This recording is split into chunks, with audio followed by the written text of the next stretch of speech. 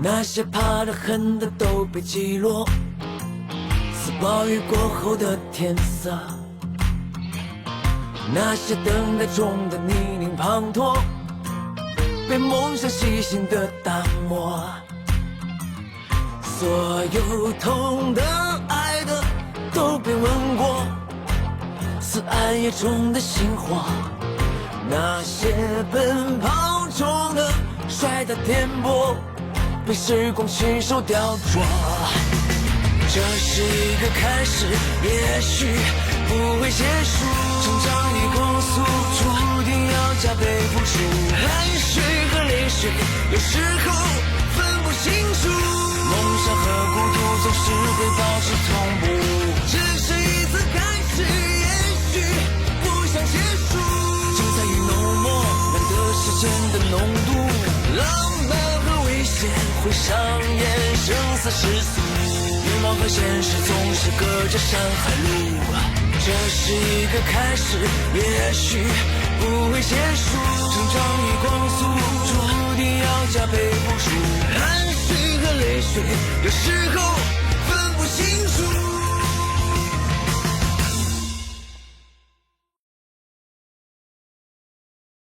你们的对手使用了红外狙击探测定位仪，只要狙击手一开枪，弹道立刻就会被追踪，并且遭到精准的报复性打击。再刚强的身躯也没有办法躲避。如果敌人比我们拥有更先进的装备和技术，就算我们拥有再精准的枪法，也没有任何作用。海德蒙，咱们现在不是上课时间。我知道，猎豹的自信是在实战当中锤炼出来的。但是你想过没有，当你在经历一次次浴血奋战的时候，军事科技仍然在飞速的发展。将来的路，我们需要更高学历、更高素质，走在时代的前沿，并且拥有一批远超常人眼界的特战指挥员，来推动中国特战的改革。只有这样，我们才能够追得上世界老牌的特战精锐。你的意思是，像我们这样的老兵会被淘汰？如果不能跟上时代的步伐，你的骄傲和你的经验，一定会成为猎豹继续发展的阻碍。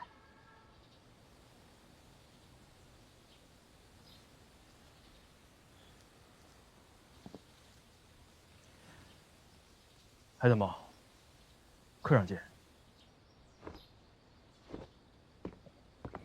明天出发之前，我会在信息指挥中心给你们所有人上一堂大课，让你们真正的明白自己将被淘汰的原因。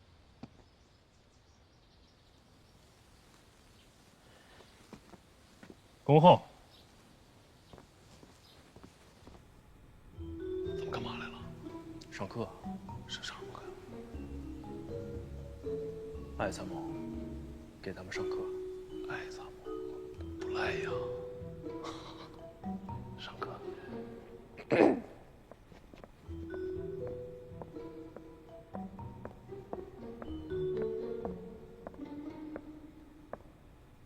敬礼。礼毕。非常感谢大家今天能够抽出宝贵的时间，也感谢支队能把信息指挥中心借给我。今天这堂课的题目叫做“战争时代”。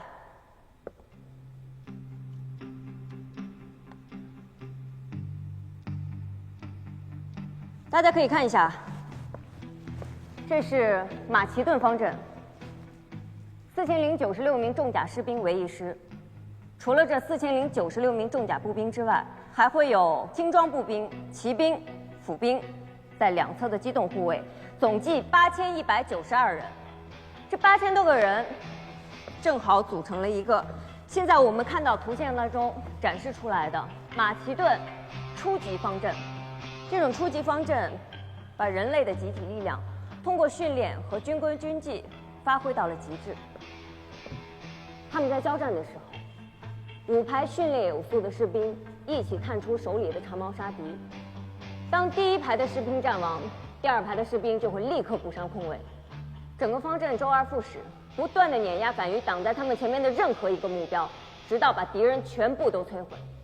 4个初级方阵组合在一起，会形成一个更大的正方形，这就是真正意义上的马其顿步兵方阵，一个由3万多名士兵组成的冷兵器时代无敌战车。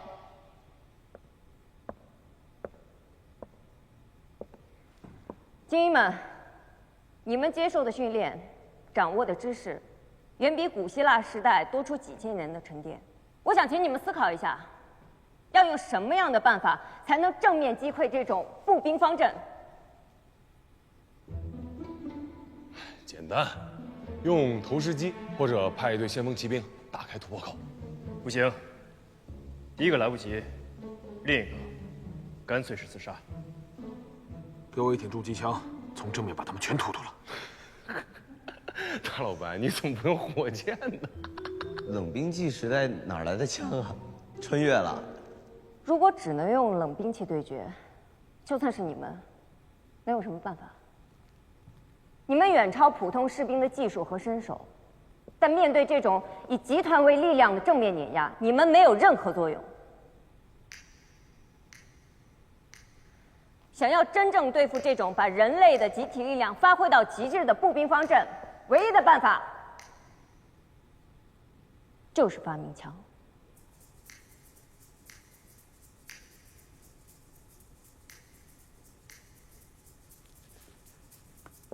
请大家看一下屏幕。虽然这种火绳枪现在看起来比较落后、比较原始，但是它的出现使得像马其顿步兵方阵一样的战术和冷兵器一起被枪械所代替，人类的战争形态进入到热兵器时代。在第1次世界大战期间，双方比拼的已经不再是体力，而是火力。机枪碉堡、战壕和铁丝网成为了那个时代最难攻克的战术组合。但是很快到了2战时期，这个王牌组合在以坦克为主力打出的闪电战面前，几乎是完全溃败。战列舰、航空母舰展开了最激烈的碰撞，争夺海上霸主的地位。而在他们的头顶，各种新型的战斗机以惊人的速度不断地更新换代。而这个时代被军事学家们称为大规模机械化的战争时代。接下来是海湾战争。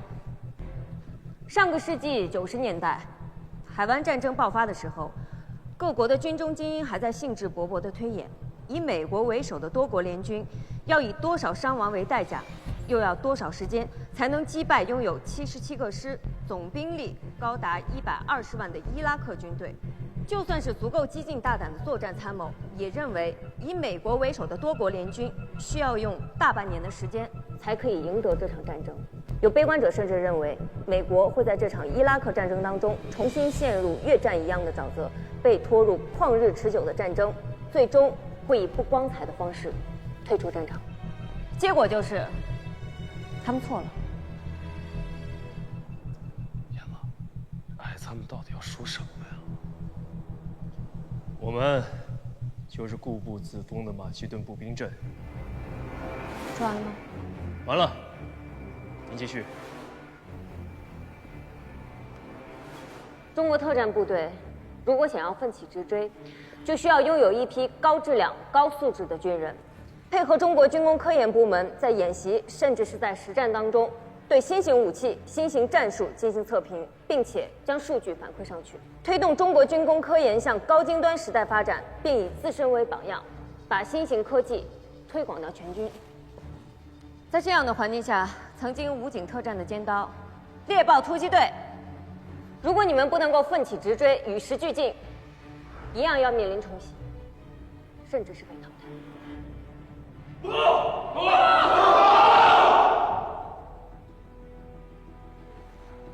什么问题？安老师，猎豹的荣耀，不是你几句话就可以抹杀的。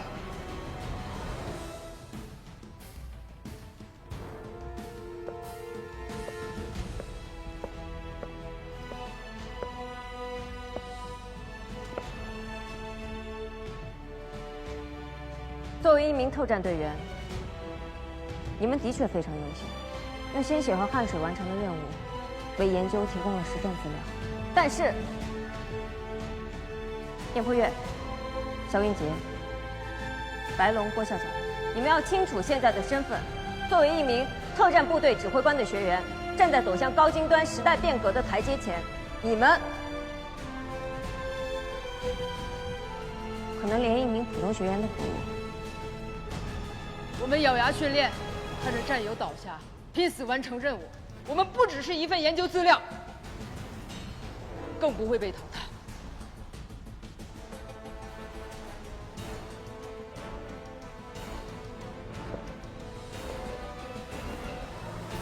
请大家看清楚了，这是一台法国制造皮勒尔车载型反狙击手系统的处理终端。这套系统通过一系列声音传感器测量敌方狙击手射击时枪口喷出的枪焰，以及弹丸飞行的时候形成的冲击波，精确计算出敌方狙击手的位置和距离，甚至能够计算出敌方狙击手使用的枪械口径。它的出现代表着狙击手在射杀目标之后，被敌方发现的几率10倍甚至是100倍的增加。一旦这种装备在战场上大面积被普及，一名狙击手射杀上百甚至是几百名敌军的传奇故事，也许就会被终结。如果说猎豹现在也装备了这一套反狙击系统，在战场上机器出现了故障，你们应该怎么办？当然了，这么昂贵的机器一定会配有维修手册的。我想问一下你们，在战场上，谁能够对照维修手册，以最快的速度把它维修好？艾参谋啊，不，艾老师，您这是抬杠啊！你要换成中文，那老外不也一样跟看天书似的吗？那是你的想法。你怎么就知道外国军人看不懂我们中国文字？您是教员，您说的对。好，法文说明书太苛刻，那就换成英文说明书，国际通用语言。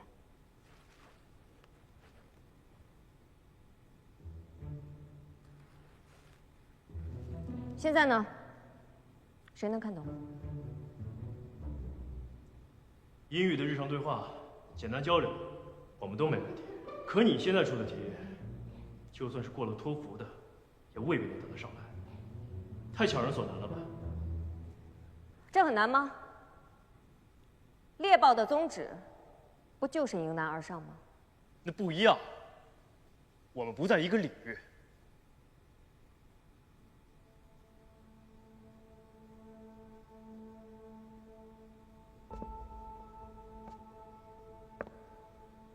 在中国部队高速向高精端领域发展的时候，你们一定会经常接触到类似这样的尖端设备。它们有些是还处于国内小批量生产的试验阶段产品，另外一些是国家通过各种方法找出来的制式装备。到了那个时候，你们就会发现，你们所掌握的知识根本就不够用。你们必须要学会使用、保养、维护这些世界最精密和最昂贵的仪器，并且在演习和实战当中得到第一手资料，并将它们反馈上去，这样就可以成为中国军工科研单位最重要的参考。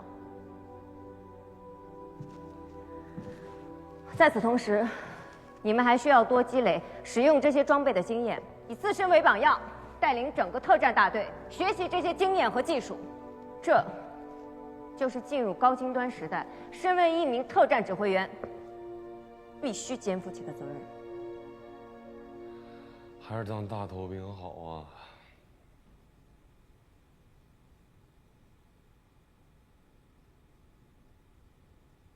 报告。说。既然你这么在乎高学历、高素质、高智商，干脆把军工研究所的研究员武装起来，丢进战场，让他们亲手取得第一手资料不就好了？为什么要来折腾我们呢？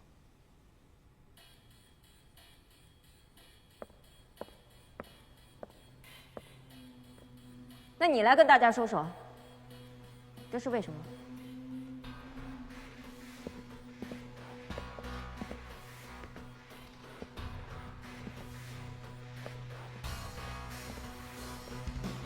再好的装备，也要有人来操作。如果他们一上战场就被打成了筛子，再好的装备，再先进的战术，全都是扯淡。好。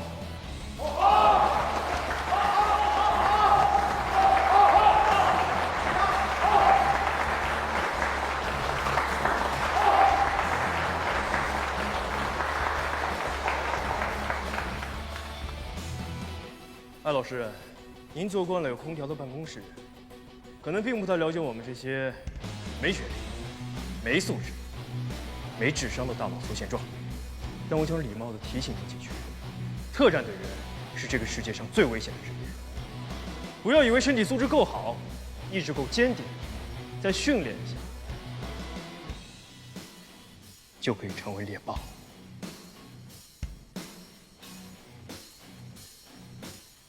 刚才，艾老师绘声绘色，又深入浅出地跟我们上了一场人类战争史的研究课。现在大家一起鼓掌，给艾老师表示感谢。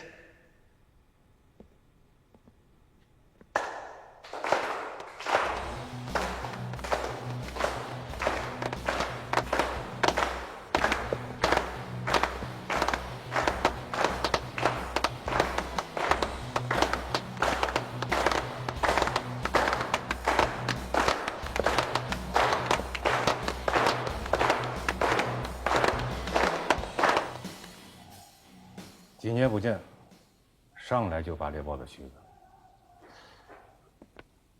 你这是有意要犯冲动啊？意料之中的事情，不先激怒他们，他们就不会知道再学习的重要性。他们的军事素质已经到达了极限，要武装的还有头脑。我必须要让他们知道，人外有人，天外有天。是啊，要建设一支强大的现代化武警部队，他们的宿命就是无穷无尽的向前奔跑，而我能教他们的已经到头了。幸好你出现了。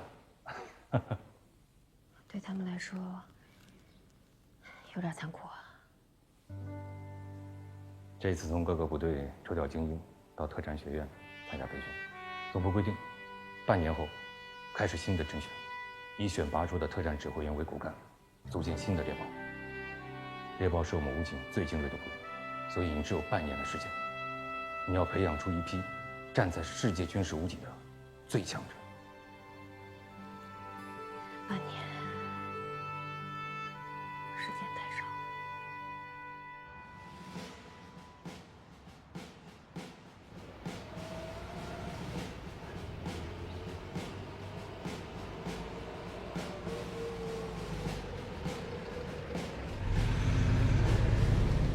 武警特战学院，欢迎你们的到来。我是副院长雷启明，看过你们的资料，都是各部队的战斗英雄。但是从今天开始，你们的身份是武警特战学院作战指挥专业的学员，请你们从基础理论开始，储备专业知识和战斗技能，从而成为具备组织指挥能力、良好战争素养和顽强的战斗精神的高精尖的军事指挥人才。胜任武警部队特种作战指挥岗位任职需要的分队指挥警官。这位是你们的系主任孙斌教授。稍息。大家好，我是孙斌，希望大家来到这里不负荣耀，离开学院的时候不忘使命。小艾，把学习资料发给他们。是。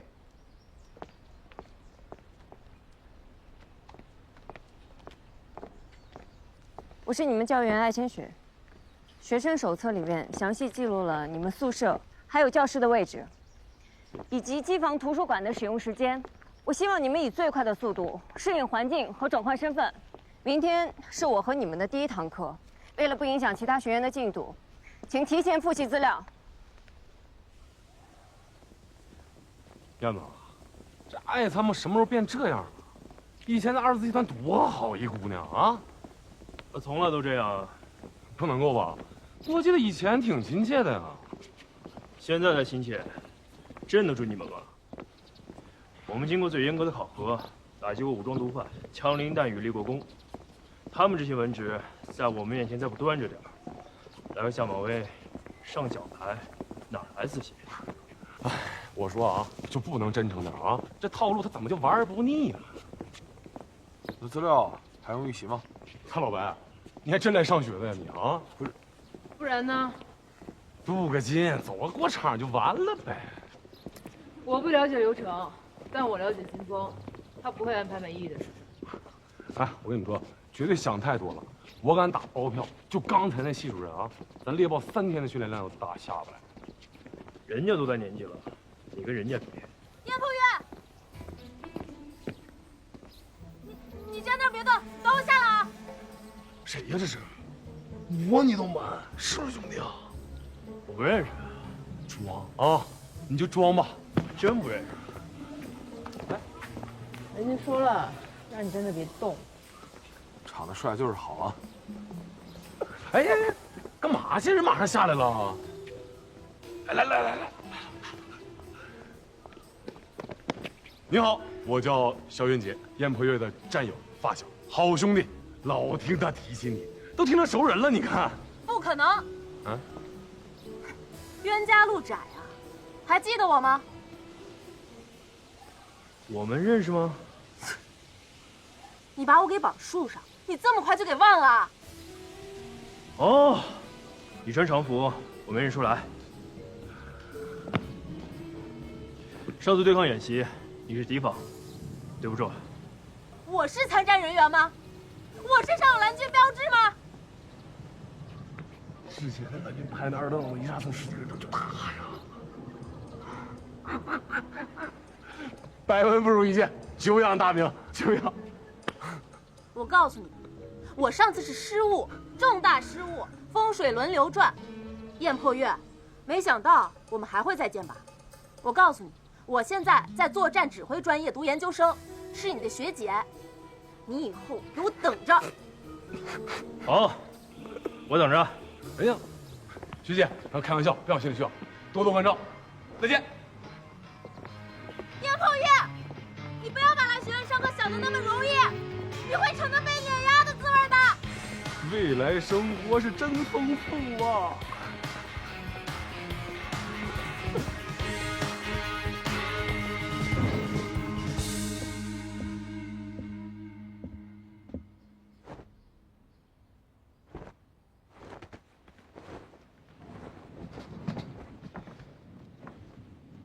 有4位同学路途遥远，要下午才能到这儿。在座的各位，做个自我介绍吧，报一下自己的姓名和单位。燕破月，从你开始。是。战友们好，我叫燕破月，来自中国人民武装警察部队猎豹突击队。完毕。战友们好，我叫肖云杰，来自中国人民武装警察部队猎豹突击队。完毕。战友们好，我叫郭笑笑，来自中国人民武装警察部队猎豹突击队。完毕。大家好，我叫白龙，来自中国人民武装警察部队猎豹突击队。完毕。你们好，我是王磊。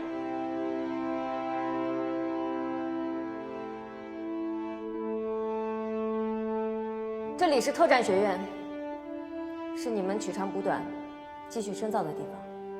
标准只有一个，既要有新时期信息化的作战指挥能力，又要有过硬的身体素质，还要非常熟悉地掌握高精尖装备的应用。你们如果想要成为笑到最后的强者，就需要你们每个人一起努力，用团队的力量去取得胜利。接下来的半年里，每个月会进行一次体能和文化的考核，不合格的学员将直接面临淘汰，返回原部队。可能我说的还不够明白，这一次是你们在整个部队生涯当中最为严峻的一次考核。上级特别要求了，取消周末休息，全面开始训练，合格的留下，不合格的回去。认为自己做不到的，现在就可以出去。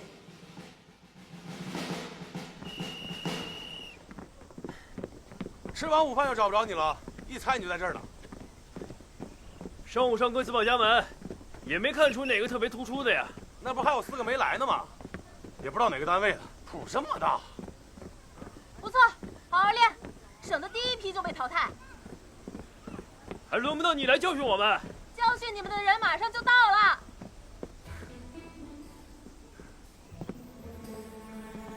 学姐，你说这话什么意思啊？下午上课你们就知道了呀。别下午上课了，就现在吧，小道消息，透露点啊。嘴干，说不了啊。简单，您请。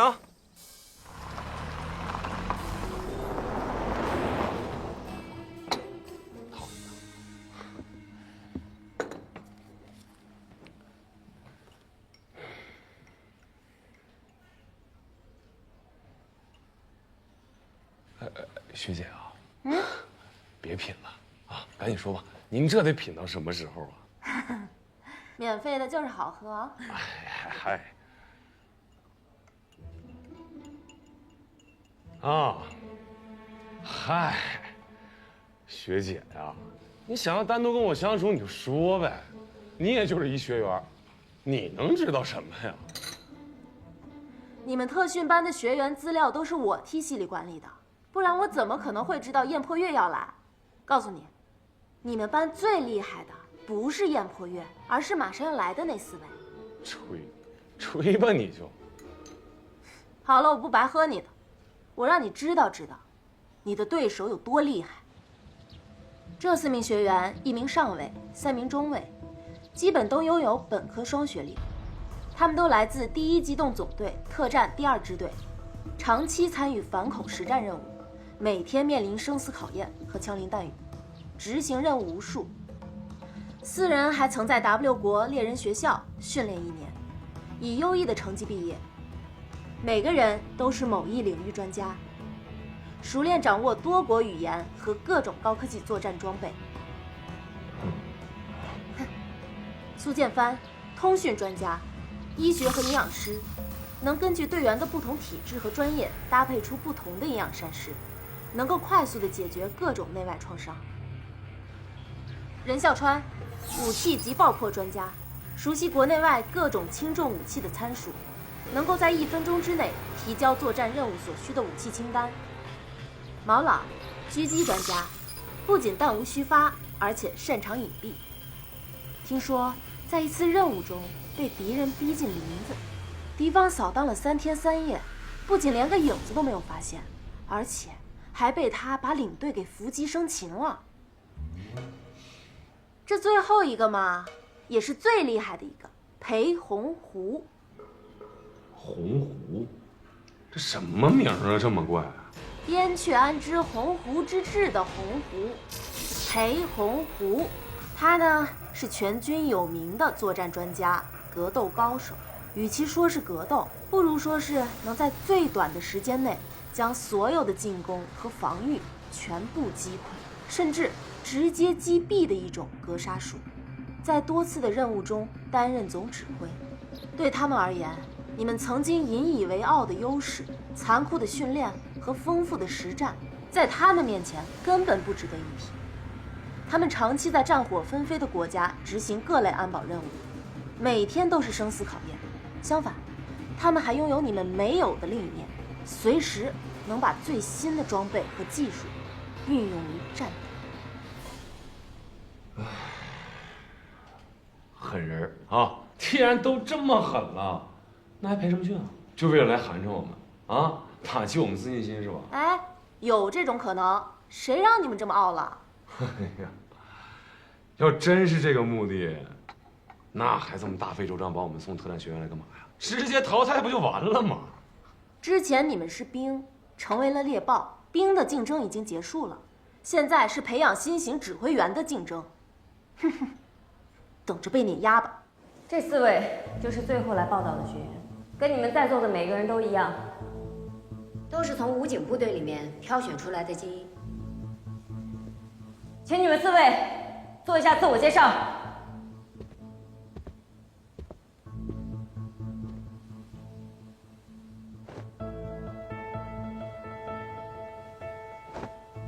同志们好，我叫裴洪湖，燕雀安知鸿鹄之志的鸿鹄，来自第1机动总队特战第2支队。来这儿报道之前，我刚刚申请改了名字，从今天起，希望大家叫我的新名字，我叫裴踏燕。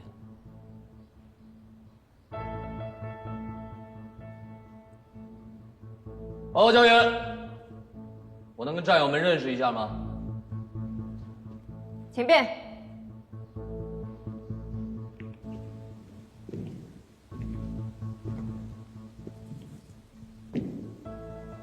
燕破月，久仰大名了。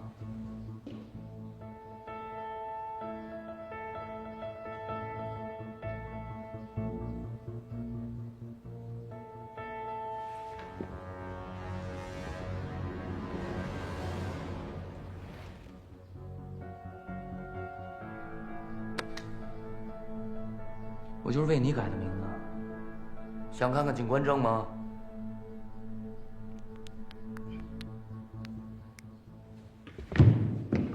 这里靠实力说话，不是靠名字。我想我有这个实力。对了，忘了告诉你了，我刚有个想法。半年之后的考核，如果我拿了第1，我就改名裴灭燕。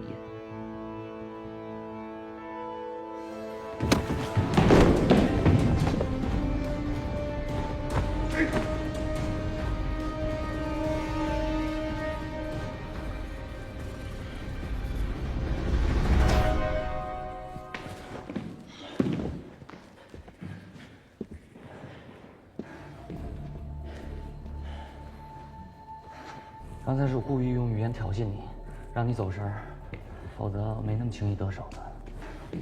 行了，这次就算个平手吧，好吗？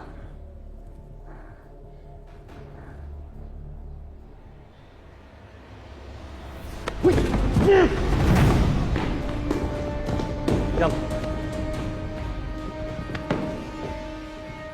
作为一名特战队员，短时间内犯2次同样的错误，应该吗？他有受有伤，你抓他都有手，算什么？输了就是输了，找什么借口？要不服气，换左手试试。左手试试来。来，我给你比。让我来。还有我。不用比了，今天我输了。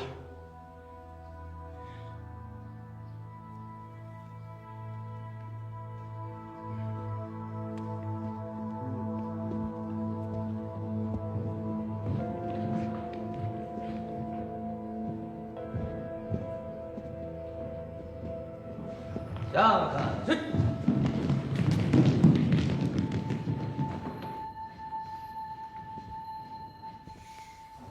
你这见面礼确实够大的。来，继续自我介绍。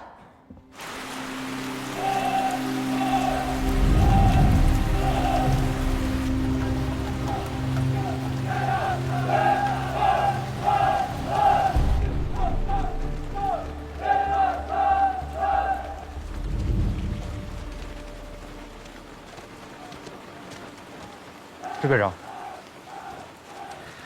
禀报，2件事。第一，上级要选派女狙击教官，这个位置我考虑啊，对于冷静比较合适，毕竟你们都是猎豹的元老级人物，能发挥它最大的作用。这件事对于冷静来说是好事，但是还是要征求下他的意见。他一直是你的下属，我尊重你的意见。只要你不反对，我去找他聊聊。我没问题啊。好，第2件，这次啊，不是一般的竞赛形式，是各国联合比。目前恐怖主义游走在各国的边缘，一旦我们的部队靠近，立马逃到邻国。就算我们再训练有素，装备精良，面对已经逃入邻国边境的恐怖分子，也没有什么办法。所以，想要有效地打击恐怖主义，必须是各国政府携手合作，再也不给他们可乘之机。这难度提高了。是啊，这次各国的反恐作战专家和指挥官都要聚集在一起，信息共享，共同指挥，还要发出各种作战指令，更要在当中评定出各国的综合素质，评出名次。支队长，我有个想法。你是想，还是派燕破月他们去？支队长，您放心，要派我肯定派最强的队伍。但是现在，不是还没分胜负吗？裴他燕他们有海外受训经验，跨国协同作战是有优势啊。那，您能不能给我点时间，让我考虑一下？上级很重视，我相信你会处理好的。是，我一定尽快给您个方案。嗯。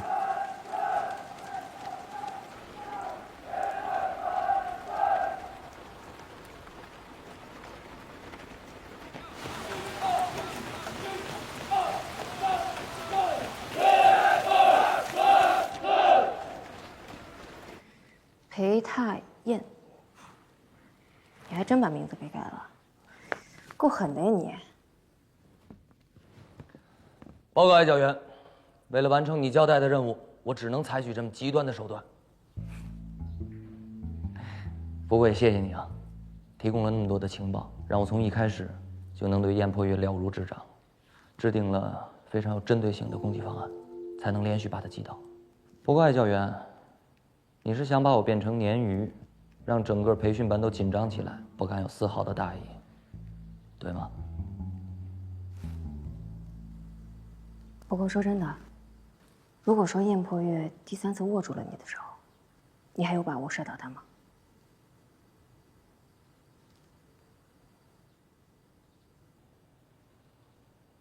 如果他第3次真的握住我的手，我相信倒的人是我。因为前2次，我利用他身体上的旧伤和性格上的缺陷，能够连续击倒他，但同时我也暴露了我的体能，我的行动习惯。所以，如果真的有第3次，他一定不会放过我。可他没出手。燕破月到底还是长大了。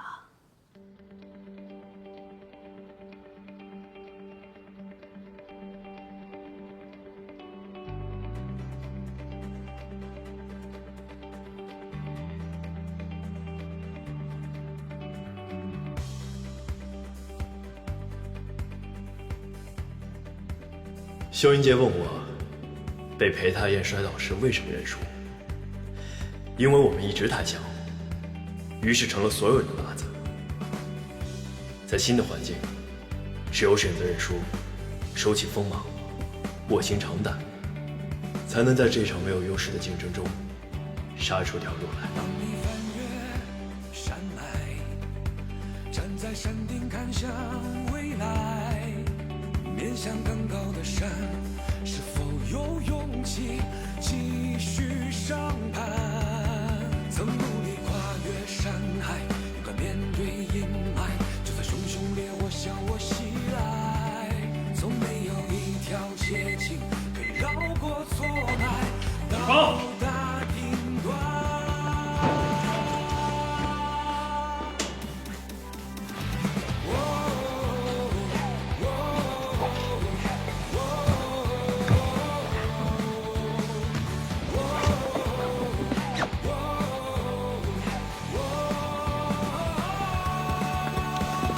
哥，这么快？醒了吗？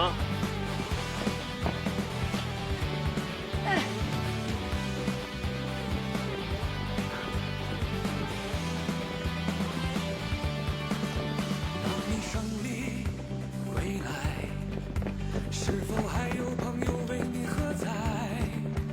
面向茫茫人海，找寻属于水沟里扶住，现在开始。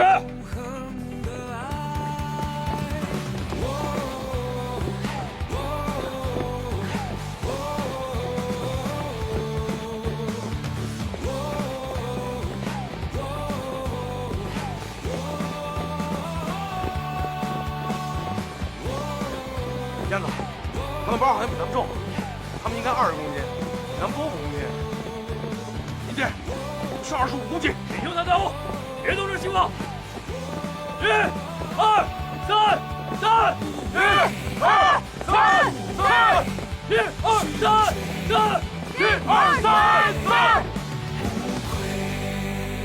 我们根据英文的模拟测试进行了分班，你们这个班是 C 班 ，A、B、C 的 C。不是，艾参谋，我这82分啊，82啊，不至于到 C 班吧？82分你就以为是高分了？啊，没错，你、燕破月还有郭笑笑，你们都是80分以上，看得出来你们高中那点水平还在。但是比起 B 班，你们就差远了，更别说 A 班了，那都是英文6级以上的水平。再说 A 班的同学必须要掌握3门以上的外语才行，你们够吗？那这 A 班都有谁呀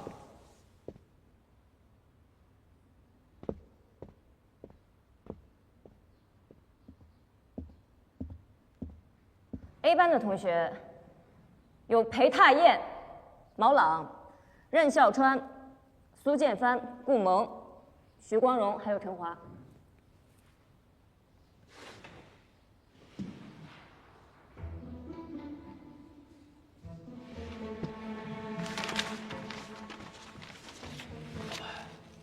你这选择题都选 C， 也不至于5分呢。5分？大老白，5分？我拼音都认不全，怎么背单词啊？别笑了！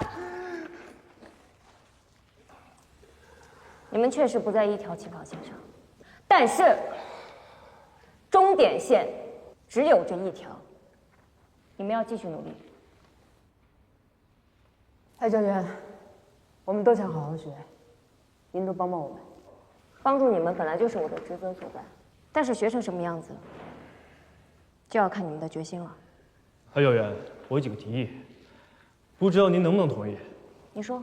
1，我们的体能训练时间减半，改为学习。2，夜里的熄灯时间推迟4小时，抓紧补习。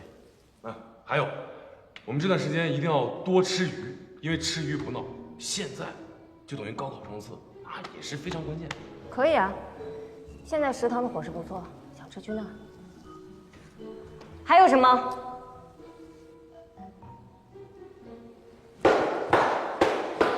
哎，各位，今天坐在这儿的都是精英。现在，我们面前横了26个刁钻耍滑、六亲不认的字母，只有战胜他们，我们最终才有走到终点的可能。